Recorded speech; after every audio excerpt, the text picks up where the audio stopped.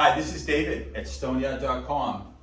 Cottage cut is a type of travertine that's being used for thin veneer. Notice there's a 6-inch piece, a 2-inch piece, a 4-inch piece. To continue on, another 6, and then 2 3s. So this is a random pattern. It's dry fit. It's a beautiful beige colored stone that would work great for a foundation or for a fireplace.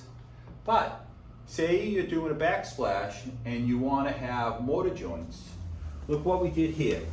We took the same Cottage Standard Cut with joints. These is a bright white. You could go more of a mushroom to match the colors, but this one is really highlighting the joint. And notice 6-inch, 2-inch, 4-inch. This 4 was cut down to accommodate the joint. We did a whole row of 4-inch, we didn't cut it. We have this other 6, 4, and 2. We cut the 4 to accommodate the joint. So it's just another option that requires a little bit more work out in the field, but not too much.